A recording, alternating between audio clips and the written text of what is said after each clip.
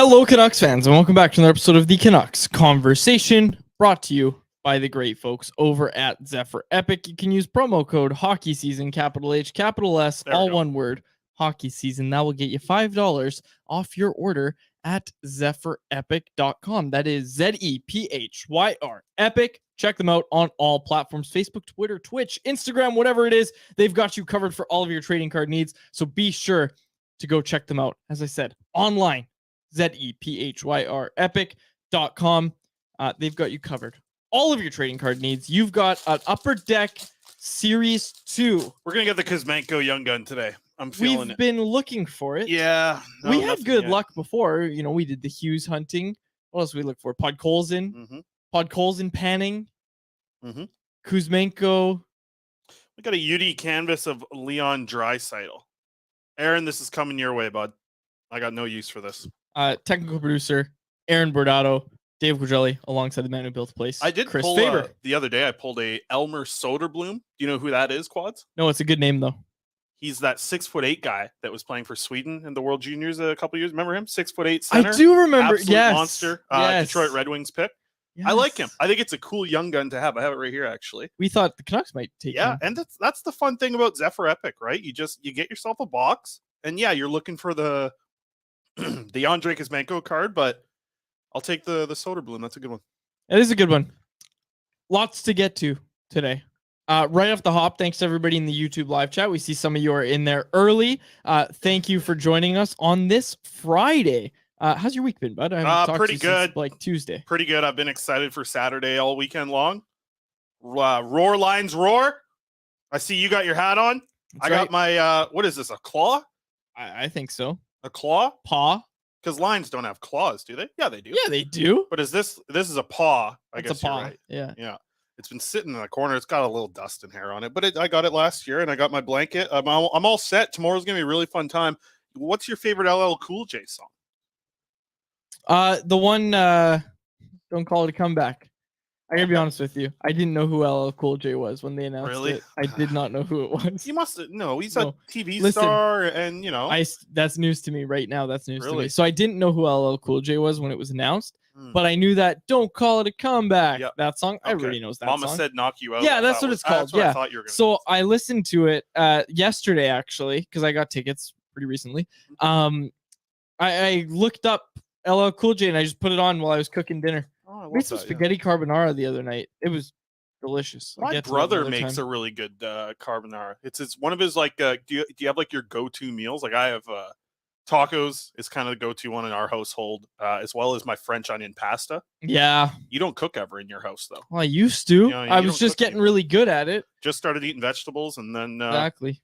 Well, now I eat way more vegetables That's because true, I'm yeah. not the one cooking. But anyways, enough about that. Let's go. We've got a lot to get to. Yeah, we do. As the ticker says, bear down. Very good by you, because the Canucks do need to bear down through October and November, because it is expected. That paw was covered in hair. I got hair all over me here. Hair in my throat. Expected that the Vancouver Canucks will be without defenseman Ethan Bear until at least mid-December. The Canucks laying out that timeline as general manager Patrick Alvin announced that Bear underwent successful shoulder surgery to repair the shoulder injury that he suffered. Canucks were clear about this at the World Championships. Right. His agent was on Donnie and Dolly today. He's talking about this is something that's been nagging him for 4 years since he was at Bakersfield, which was the minor league team of the Edmonton Oilers, Leon Draisaitl card like we pulled earlier. So I don't know. I find it interesting with a guy, players that have to go through like minor injuries for 4 years long,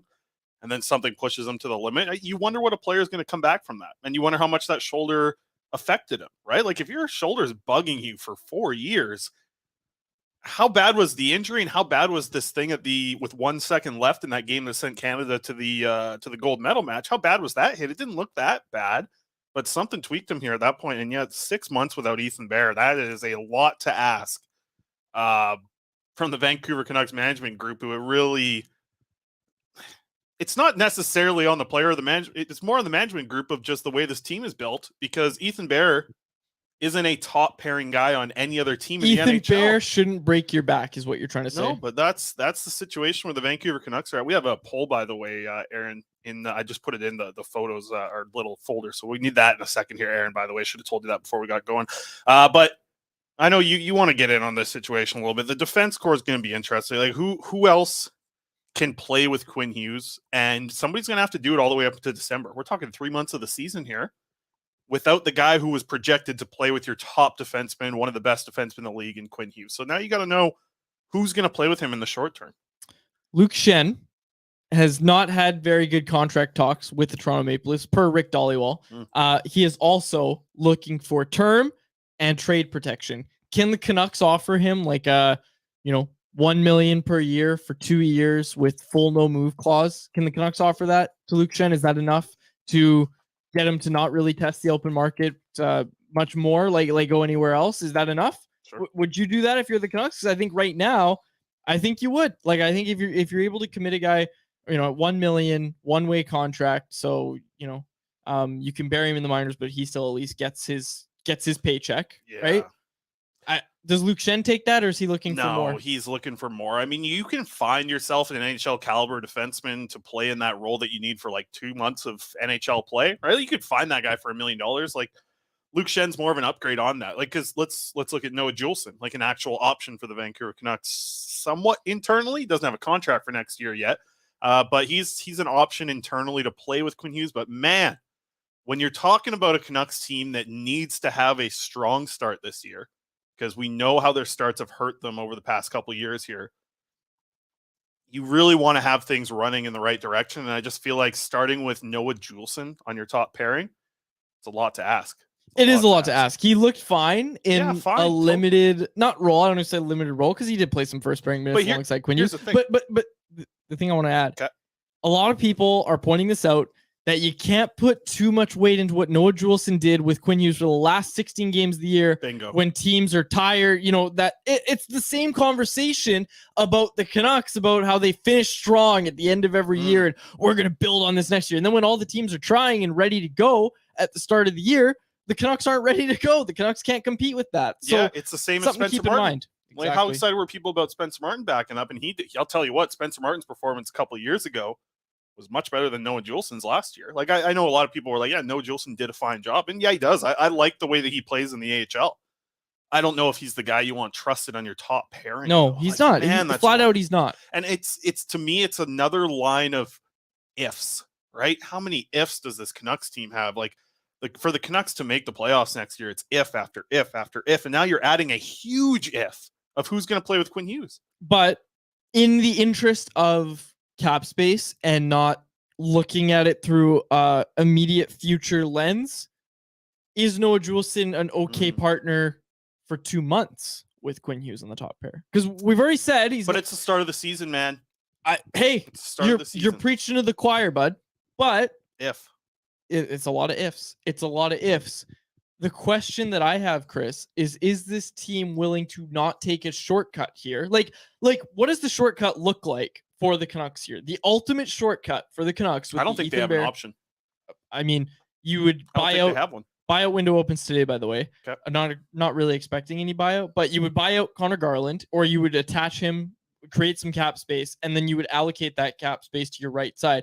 If you're really rushing, you don't even qualify Ethan Bear, because he's going to take the qualifying offer. You let him walk if you're not able to figure something out that you like, because he's not ready to go. He has no value to you at the start of the year, so whatever, they're going to let him go. But they've poured so much into this asset, Chris.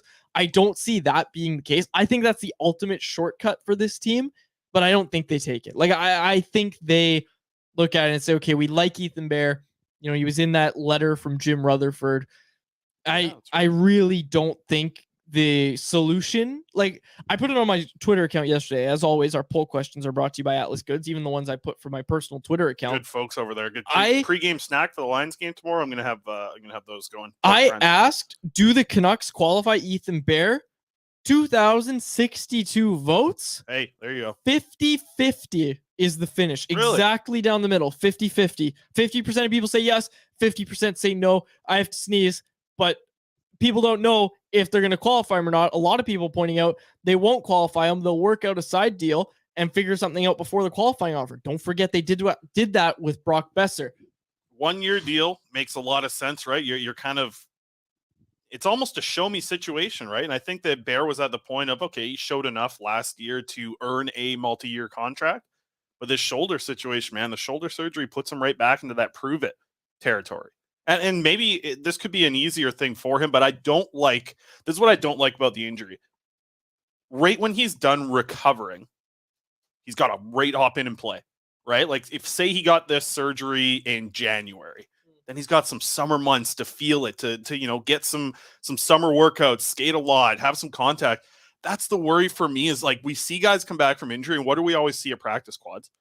They're wearing that non-contact jersey. They're not doing, they're not banging bodies and getting used to it. That's what we're going to see. We're going to see what, maybe 1-2 practices, no preseason games, no exhibition things in the offs. Like that's difficult to hop right into an NHL season when everybody else has all been geared up. They've gone through a training camp. They know what the coaches want. They've gone in, they've played probably 20 something games up to that point in the season. And then you ask Bear to hop right in and play on the top pairing with Quinn Hughes, who's playing the most minutes, playing close to 30 minutes a night.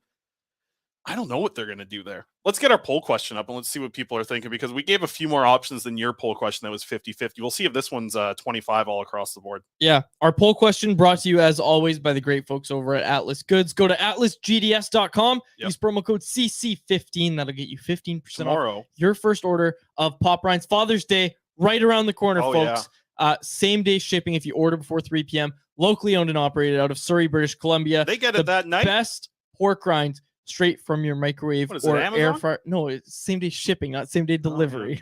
Oh, okay. But they deliver fast. Fast that's stuff. the thing. Yeah, that local. Yeah. Good local folks in Surrey that come knock on your door with a bunch of pork rinds. Best pork rinds that we've ever had. I saw these in the store, and I hate to bring it up every time. But I saw these in the store, and I was like, you know what? I tried them like once, the store bought ones. The yellow bag ones. The yellow bag, Old Dutch makes them. Ooh. I can't get on board. But these fresh, warm. It's because they're warm. Yeah, I think that's the big thing is they're warm. And you know what? They're less. They're more pillowy. Like it's like biting into like a marshmallow almost. It's like a meat marshmallow. Yeah. I'm not painting a good picture, but you get the point. Go to atlasgds.com. Use promo code we might CC15. be getting an email from Atlas about meat marshmallows. Please don't call us meat marshmallows. Anyways, get to the poll. Okay, our poll question. How should Ethan Bear be replaced in the defense corps? We had a debate before. Is this in or on? How should Ethan Bear be replaced? I think it might be on. It's on the defense corps. Corpse. No. Yeah. Although this defense might look like a corpse to start the year. Our options internally: trade or a free agent. Nothing. Wait for his return. And as always, I'm angry. The results are on the screen right now. But since that screenshot, there has been over 30 more votes. So holy cow! It hasn't changed much at all. No. 50% of folks say internally. 22% say it's going to be a trade or a free agent. 18% say nothing, wait for his return, and 10% say I'm angry. Now, I want to specify the verbiage of the question and remind people to please thoroughly read the questions before you answer them. I'm angry. We're saying how should Ethan Bear be replaced, not how will he be replaced. So a lot of people in the chat, Nikita Triamkin, Return of the King. Oh man, I forgot Triamkin's eyeing an NHL return. We've heard about it. Todd Diamond has told Dollywall about it, that Triamkin's coming back. Triamkin's going to have plenty of NHL interest. I'll believe it when I see it. Everything, you've watched more KHL games than I have, but everything I've heard is that Triamkin's development has just been absolutely stagnant, and he's arguably worse than he was when he left Vancouver. Yeah, he's got a couple kids now, though. He wants to go get that big paycheck in North America. He's yeah. I don't think he'll be coming back to Vancouver. Somebody will give him a contract in the NHL. Yeah, he is tall. He's very tall. You can't teach size. No, you can't. Say it all the time. I always said, when I was young, they said, don't drink any coffee. It's going to stunt your growth. I started drinking coffee at about 10. Yeah, me too. And it was, I guess different strokes for different folks for you and I there at that point. But shout out to the chat. The chat's got some names in here. SN Auda. Jean-Philippe Bernard, some good comments in here. Karan, nice to see you as well. And Belarus Hockey, the YouTube account that shows all the Belarusian games. Hell in yeah. the chat as well. Karan had a good point here. Yeah. Hope Juleson or Wolanin can step in and help out while Bear is out. Jeff as well. I see Jeff in the chat. Wingspan. In all capital letters. All you need. But back to what Karan said here. Hope Juleson or Wolanin can step in and help out while Bear is out. I raise you that. Cole McWard. I raise you Jack Rathbone. Jet Wu. Yep. What do you mean Jack Rathbone? He's not going to play the right side. Nobody can come in and play. Do you need him on your left side? Maybe. It depends the way that you shake down the rest of the group, right? Think, because here's, okay, who's playing on opening night with Quinn Hughes? That's the question, dude. Right? I think it's Noah Juleson if they don't make a trade. Maybe it's Philip Hronik and you play the wheels off those guys. I think it might end up being. They need to have a good start, and I think Philip Hronik gives you the best chance. But at the same time, what the hell's going to happen on the second pairing? It's crazy how much this Ethan Bear surgery is affecting the whole defense core, because like it's affecting it almost in a similar way of like construction as losing like Philip Hronik or Quinn Hughes. I mean, you lose a top four, the way this Canucks defense is structured, or not really structured, you really have a lot of worries now about that defense core. So I'm curious. I'd like to hear some names in the chat. I see Karan says Akita Hirose as a player to step up and help, but I'm curious. Wonder what people could say in the chat. Who do you think on opening night is going to play with Quinn Hughes? I have no idea. I think it's Noah Juleson to start, and as the game goes on, it's Philip Hronik. And by the way, another Dollywall mention. Canucks have started talking to Noah Juleson last week. You think they knew last week that Bear was going to be getting this surgery, Chris? Because I'm pretty sure they did. So do you think it's a coincidence that as soon as they find out about Bear, they start talking to Juleson? Also in that Dollywall report, up now on CanucksArmy.com. No talks with Kyle Burroughs. No contact. No, I'd be picking him better than Juleson. Ignoring the heck out of him is what Dollywall said. What do you want to play? You want someone with Quinn Hughes who lets him cook, also protects him a little bit, has some physicality. To me, it's Kyle Burroughs. I think Kyle Burroughs is a better NHLer than Noah Juleson. Yeah. So I think Burroughs would be the guy if you really need to cover for 20 games with Quinn Hughes as his partner. I don't know. I mean, it's not ideal, of course, right? And that's something people sometimes they come on the comment section of Canucks Army and they just expect everything to work out perfect. And that's not going to work out perfect. This isn't a perfect situation. You're going to have to just deal with the hand that you've been dealt. And right now it's like you have basically you're sitting on you're playing Omaha high-low and your hand is basically just 7-8-4-3. You got a bad hand, but you got to make it work at some point here. So, I mean, with Quinn Hughes looking for a partner, I really do think Kyle Burroughs is the best option right now. But here's the other thing. Kyle Burroughs doesn't have a contract. Noah Juleson doesn't have a contract. The guy who makes the most sense right now with a contract is Jet Wu. Tyler Myers? Right? I mean... It's Tyler Myers. If you're splitting up Hronik, and Hughes... I think you're right, actually. Tyler Myers is your guy. OEL Hronik is your second pair. Yeah, Karan says Quinn Myers top pairing. Who says no?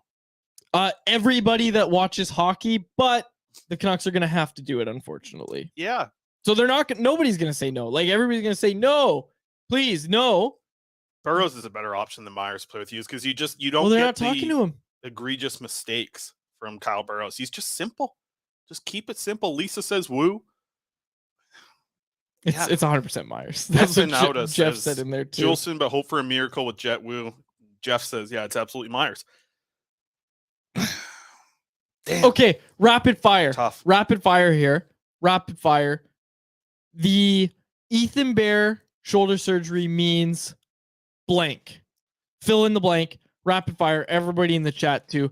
A lot of participation today. Great to see. Fill in the blank. Ethan Bear shoulder surgery means Jet Wu is going to get a shot a lot earlier than we thought. That's my first one. I'll start it off there.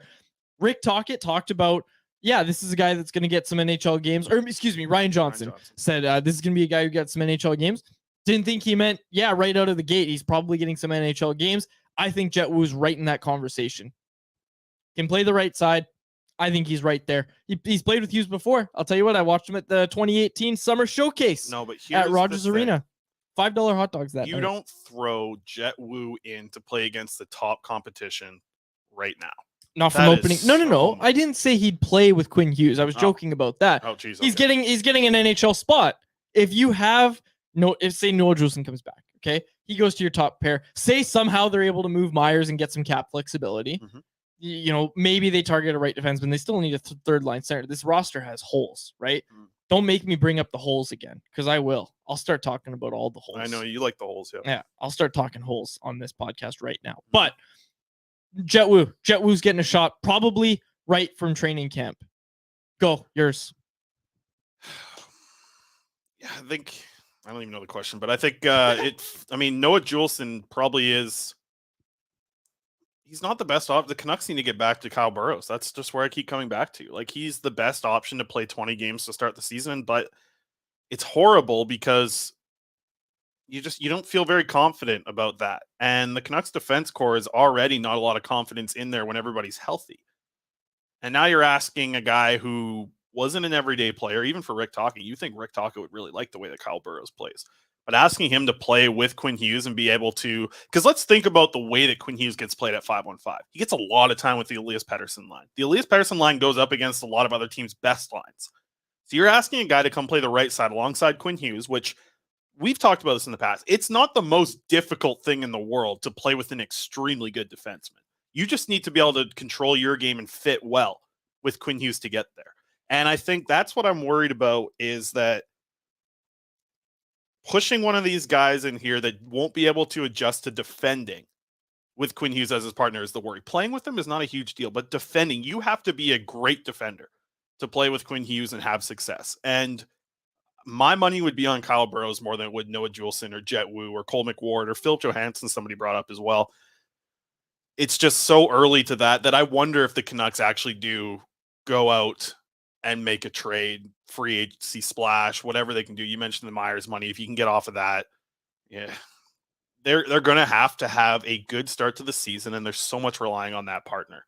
And I just don't think they're in a good spot right now. And it's wild because I didn't really even think about Tyler Myers being that guy, but the more you say it, it is maybe their best bet, is that Myers just can understand what he needs to do, simplify his game, and play with Quinn Hughes for the first 20 games of the year. I mean, that's kind of the ask you have. And that's, again, we're back to ifs, right? A lot of ifs for this Canucks team to make the playoffs next year. And it starts right now with what's going on with Ethan Bear, because you're missing a massive piece there.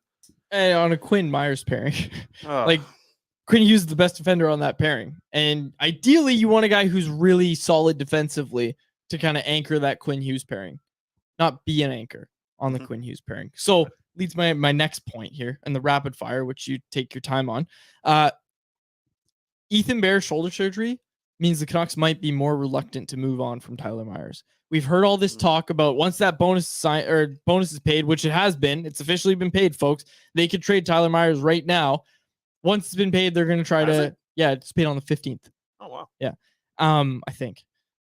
Once that's paid, they're going to start to explore moving him, and he's going to be more attractive for teams, especially teams trying to get to the cap floor. $1 million in real salary, cap hit still of, what's his cap hit? $6 million? $6 million. He's due a bonus on September 1st.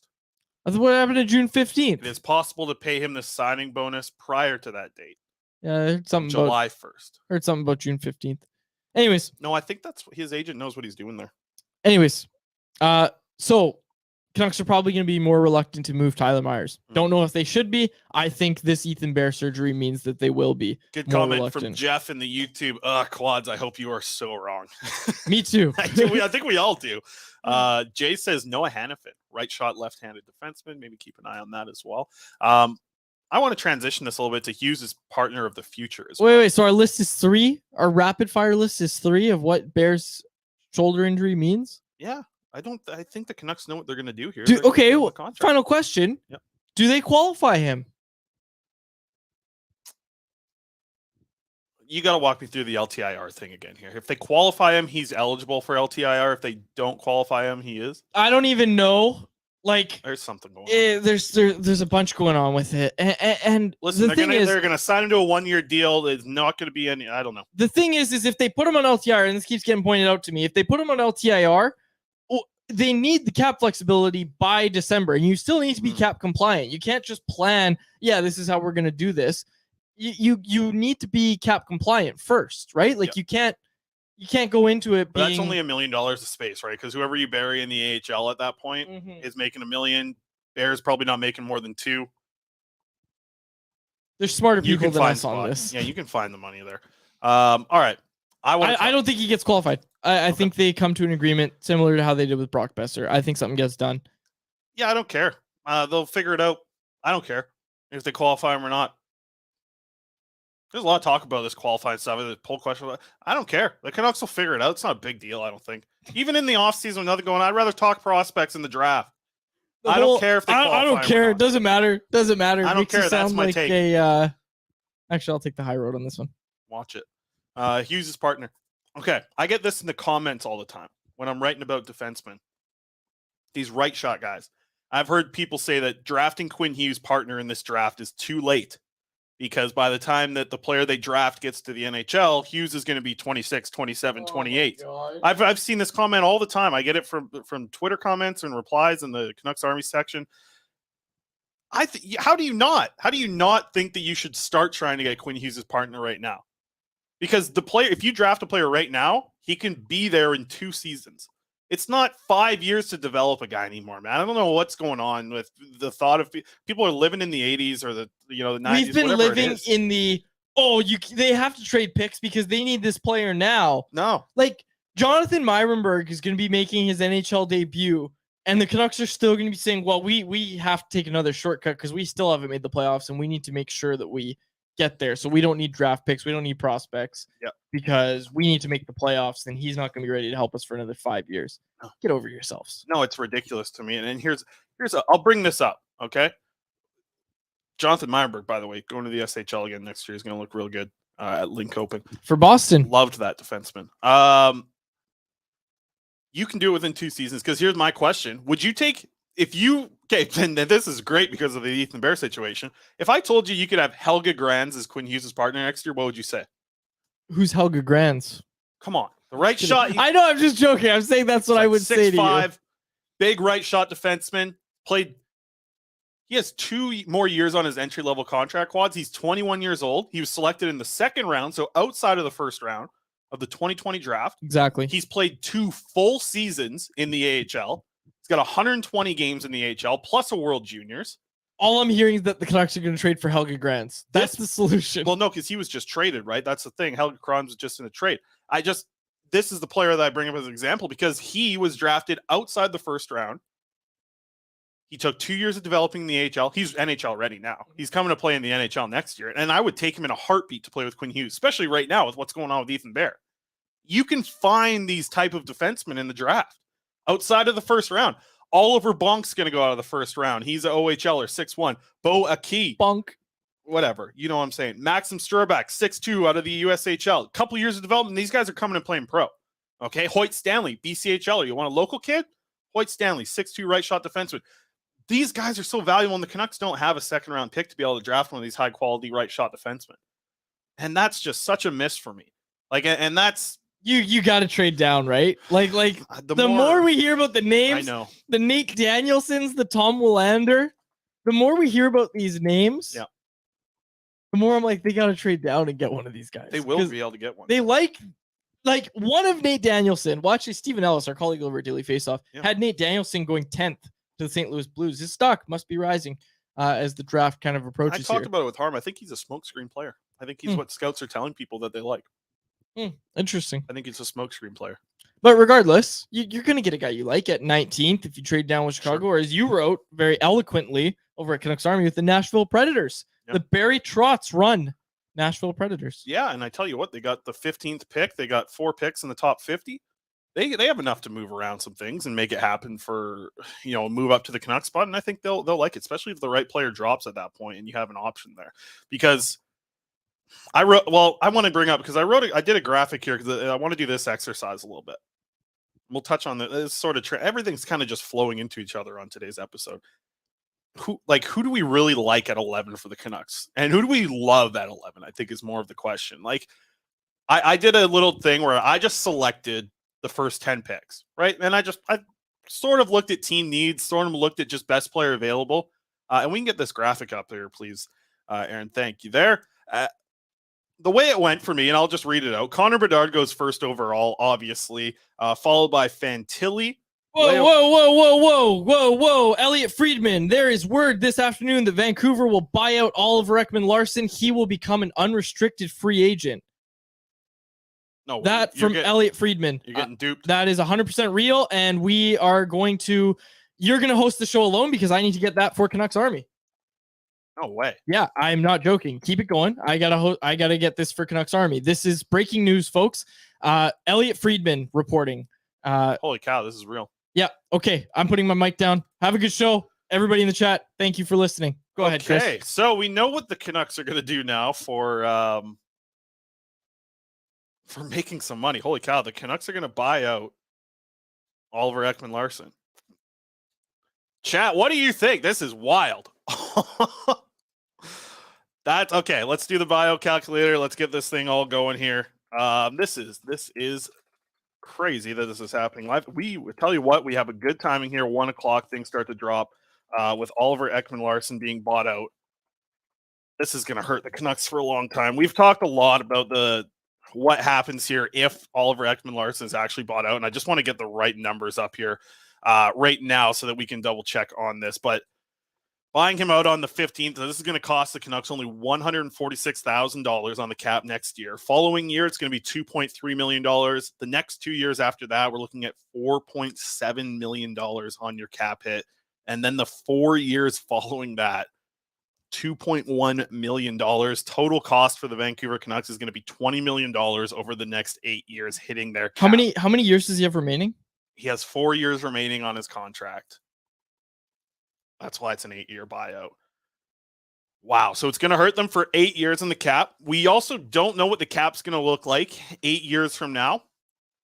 This is obviously going to hurt the team down the road. It is also going to make them much better and open up a lot more cap space because you're taking off that $7.26 million. Holy cow. This is a massive drop during the show, which is always good. As Quads zoomed right in on your forehead there. So this really makes a change to what they can do on the back end, right? This opens up a lot of money for what they can do on the right side, on the left side. It also opens up the door for who is going to now play on the left side in the top four. You can really talk about Jack Rathbone, Christian Wolanin, heck, Akito Hirose is going to get more of an opportunity, but now I'm curious to see what are they cooking? What are they cooking with right now for the defense changes that they're going to end up making? Because Oliver Ekman-Larsson was... all the talk that we heard anyways really made it sound like they were hoping for a bounce back year. Like it really made it sound like the general manager, the coach, everybody who was talking about OEL wanted this big year to come back. And there was some blame about looking back to last season thinking, oh, he came in with a broken foot from the World Championships. And that was something that really hurt him during the season. And I'm sure it affected him quite a bit, but we really saw times last year or even later into the year before the injury, like he was absolutely a buyout candidate. I didn't think this was actually going to happen. I'm very shocked to see this Elliot Friedman tweet. And I'll just read it word for word. This is from Elliot Friedman at exactly 1 o'clock. There is word this afternoon that Vancouver will buy out Oliver Ekman-Larsson. He will be an unrestricted free agent. I just didn't think this would ever actually happen. I really didn't think this was actually going to happen. I just wanted to talk about the draft. God damn. But this makes a massive difference, and it also puts me in the thought of, okay, the Canucks are no longer even close to being in a rebuild stage. I wouldn't even call this a retool now. You're at the point where you're going all in. This move signifies going all in for next season. This is also a very risky move from management. You watch the way that management's made their moves over the last little bit here. Think about the last few big moves they've made. The Canucks? The Bo Horvat, let me just finish. Sorry. The Bo Horvat trade signified rebuilding with the return that they got. They pretty much immediately flipped that, pushing in to be competitive for next season by getting Philip Hronek, who is on a lower contract for next year. He needs a big extension after that. Now they buy out Oliver Ekman-Larsson. They're saving over $7 million in cap space for next season. This team needs to make the playoffs next year because they've already put all their chips in. They have no more chips to play. You can trade Tyler Myers, hopefully, to earn a little bit more cap space potentially, but really, I can't believe they're buying out Oliver Ekman-Larsson. I really didn't think this was going to happen. The Canucks are paying him $20.5 million to F off, basically. And you say it's risky for management. They got ownership's approval on this. No, but here's why. You better listen. Yeah. You better be right about this. You better make the playoffs. You better use this cap space and not, if they get this cap space, Chris, and they go target a player who ends up being the next Louis Eriksson or flops, right? Like if they flop next year and the year after that, and their big free agent acquisition or trade, whatever it is that they use this cap space for, if that is part of the reason that this team doesn't make the playoffs, you can kiss this management regime goodbye. If they miss the playoffs next year, because I've talked about this, I'd say they'd be in the hot seat. They're more than in the hot seat if they miss the playoffs. If they miss the playoffs, but it's out of their control, like, knock on wood. What do you mean? A key player, no names, a key player gets hurt, they get, good teams with good depth don't have injury problems like that. But let's be honest, this team, if they lose a goaltender, if they lose a first line center, what does this team look like without those two players? If they lose their first pairing defenseman, knock on wood, like, is ownership really going to be able to look at it and say, oh, I thought we could have made it? How much do you think the cap's going up next year? Next year? Like one million? No, the year after, I mean. It's supposed to be a dramatic increase, but I'll believe it when I see it because I don't trust Gary Bettman. I'm done again. Because here's the year after that. So next year, listen, you're gaining a lot of cap space for next year, right? It's $7 million plus you're gaining with this buyout. But the year after that, that is getting a $2 million raise in what you're having to pay. The 2 years after that, another $2 million raise. So on top of that, Elias Pettersson's about to get a big raise. Phil Peronik's about to get a big raise. So all this rising cap that is supposed to help the Vancouver Canucks for a long time is now just going to be a standard thing where all the rest of the teams in the league that are in better cap situations than the Vancouver Canucks, and I think the Minnesota Wild, because of their buyout situation, are probably in a similar spot now to the Vancouver Canucks, but they're all gaining a lot of space when it just feels like Vancouver is just covering their space right now. So they have to be competitive. With that being said, they have to be a playoff team next year. Otherwise, yeah, like management, they've made all of their bets now at this point. They don't have anything more to bet. They have this team that they're rolling into next season. They're going to be able to make a little bit of an upgrade now. They are going to be able to play, find a guy who could potentially play with Quinn Hughes now. They're going to be able to go get Luke Shen for 1.5 for the next 3 years now. Like, they're going to be able to do all these things for sure.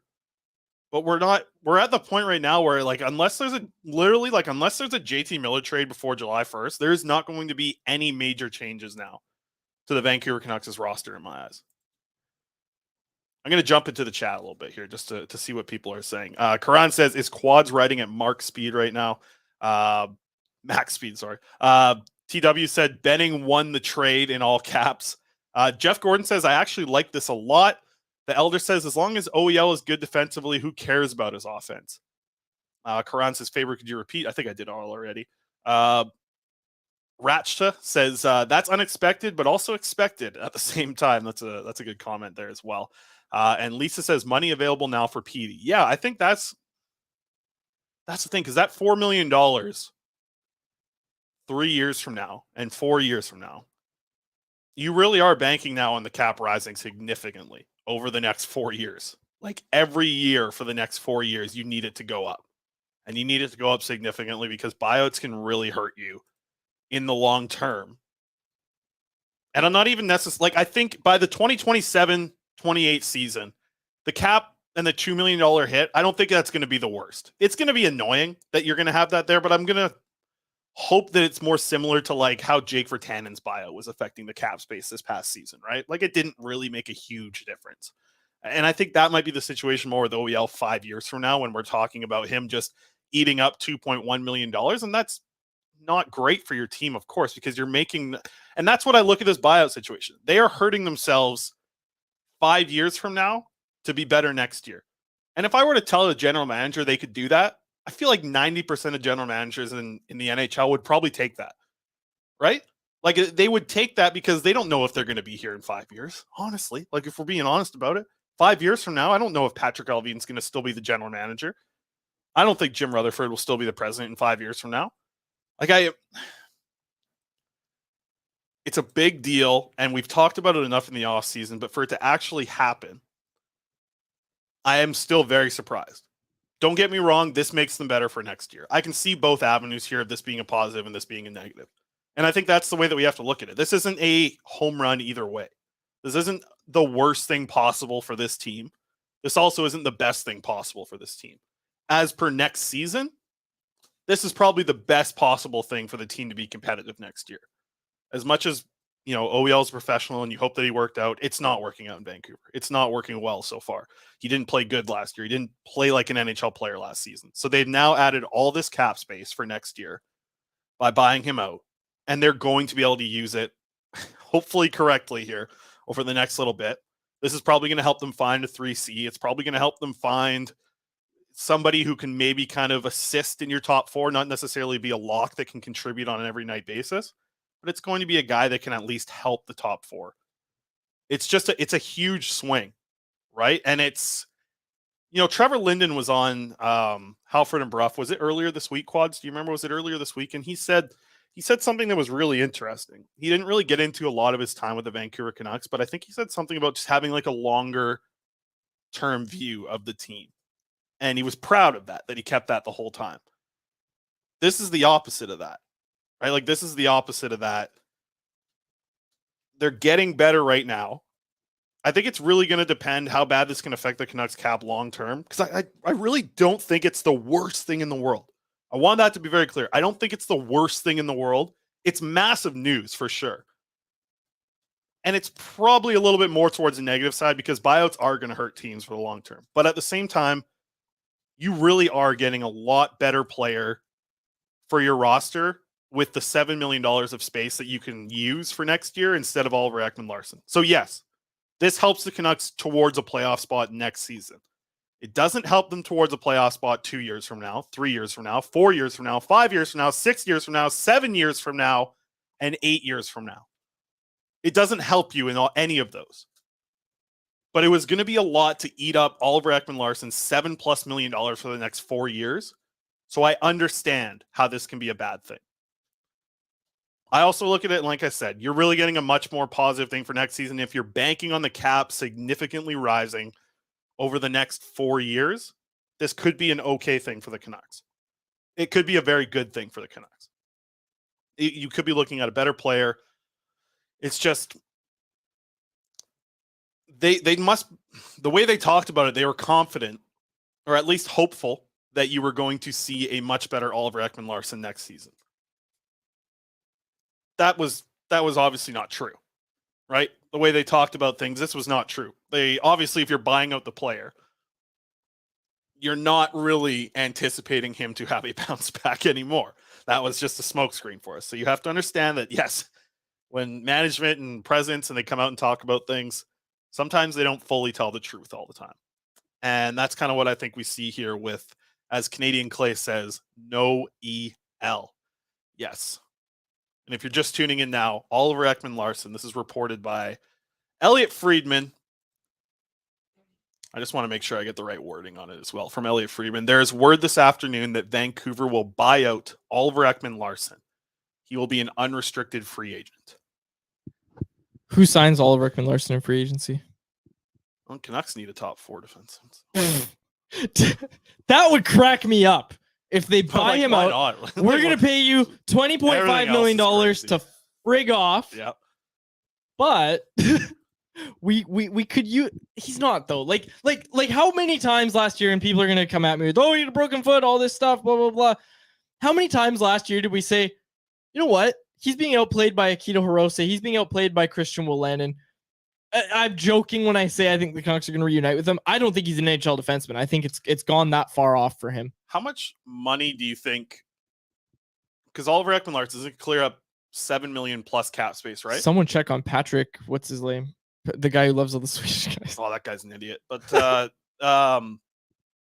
where do you think most of this money goes? Does it go to a defenseman, or do they target a 3C with this money now? Because now they both. You can do both. No, but what I'm saying is most of the money. Ryan O'Reilly. You can spend $5 million now on one player. Everybody gave Nikhil Velji over at Canucks Army. Everybody gave him shit because he wrote something. Sorry, kids in the car. Wrote something about Ryan O'Reilly being someone the Canucks target. Like, with what cap space? And he said, well, they need to create cap space. Boom.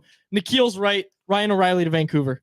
Heard it here first. What's the best move that can go with this move now? What's the next move that makes sense? Is it now now trading Tyler Myers? Because really, what have we been saying about the Canucks for a long time here? We've been wanting to see the Vancouver Canucks change their defense core, make significant moves to their defense core, change what the defense is.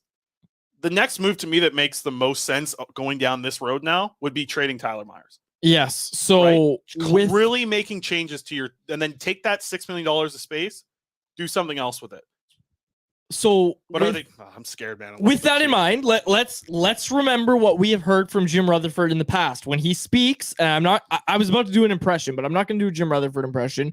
But he always says, well, we were hoping the cap, I did a little impression, the cap would go up. We were hoping that the defense would be restructured by now.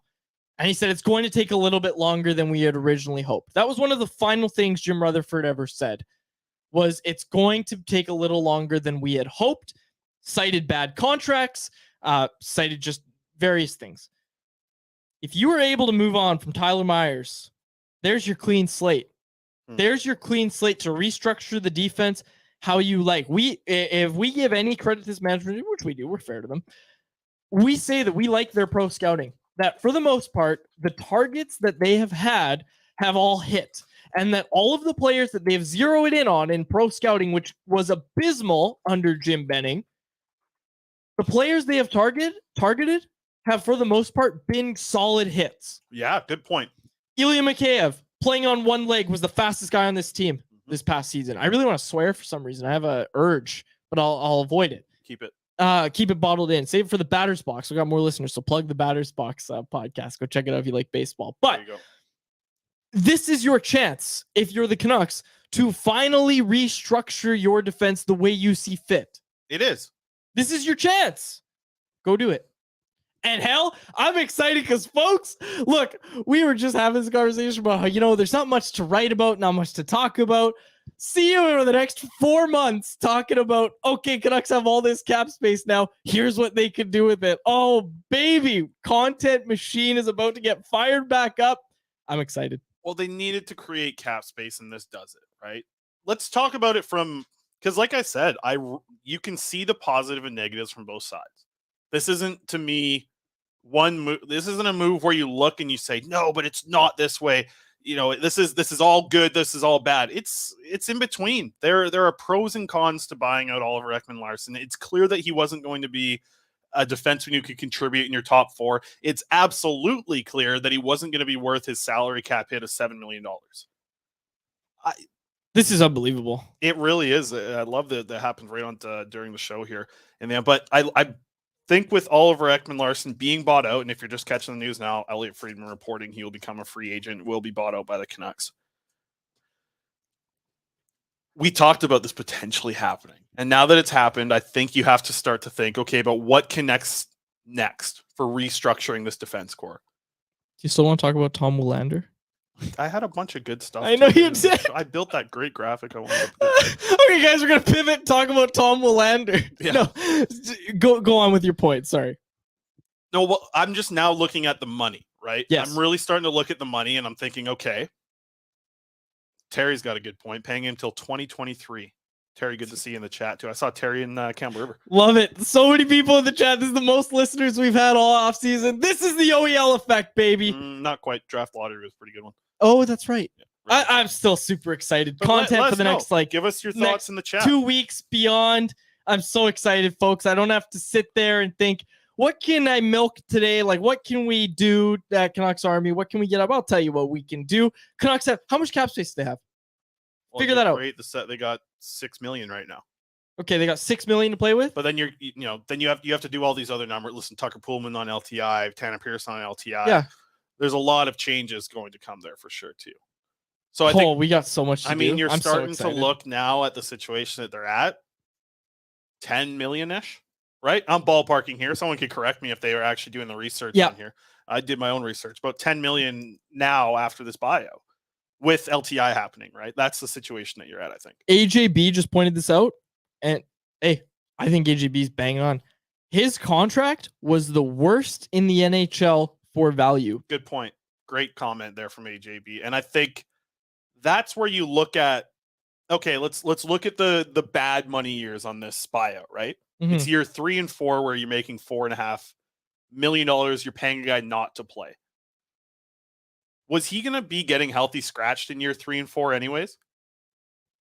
Right? Like he was getting scratched this year, it felt like at times, right? Was OEL healthy scratch this year? Yes. Yeah. So by year 3 and 4 under Boudreaux of him just getting older, we're talking healthy scratches for sure. So in the end, like, I mean, overall, do you look at this as a positive or negative overall? Like I said, there's positive both ways. I just told you we're gonna have content for the next 2 months. I know, but as the team being competitive for the future. Yes, and yes. If this team is, and they've already made their bed. They are competing next year, Chris. This is what they're going to do. This ownership is showing a commitment now to, look, you can say, oh, it's unacceptable that we haven't made the playoffs, all this stuff. They can say unacceptable. They can do all they want. But actually putting your money where your mouth is, $20.5 million, Chris, to tell a guy to go away. Are you kidding me? Like, it's a good thing. Unequivocally, it's a good thing. I would rather pay $4 million for OEL not to be on that blue line in 2 years or 1 year. When is it for? 2 years for 2 seasons. Okay. If the cap doesn't go up by then, Gary Bettman's head is going to be on a stake because holy cow, he's been promising this cap increase. The escrow's getting paid this year. Well, sorry for yelling, by the way, folks. Escrow's finished getting paid. The cap is going to go up. Marty Walsh, the new NHLPA director, is not going to allow it not to go up again. Look, not happening here. Not happening over here. It's true. No. I can't. Cap's going up. I got to bust out a Marty Walsh impression now. But here's the thing. All the other teams that won't have buyouts are getting a significant boost compared to the Canucks. Go find your car keys. Okay, stop it. Here, that's what I'm saying here, though. The teams that aren't using buyouts are just getting this money, right? They're getting this money every time. The Canucks are now almost like the way you can put it here is, I think this sort of makes sense for the simple-minded folk like myself. This cap increase, right, that is going to come 2-3 years down the road and continued on from there. The Canucks are almost being taxed because of this buyout money. They're being taxed on this cap rise that you're going to see, and all the other teams are going to be able to take advantage of it. The Canucks will be taxed on every single time the cap goes up because of this OEL situation. And hey, if it's $4 million in, let's say the 2026-27 season, Bettman's like, yeah, well, we're going to have a $4 million cap raise, $4.5 million. That sounds good. That sounds good for everyone. But the Canucks won't be seeing it because they're going to be paying $4.7 million on this cap hit in the 2026-27 season. So as all the other teams gain an advantage,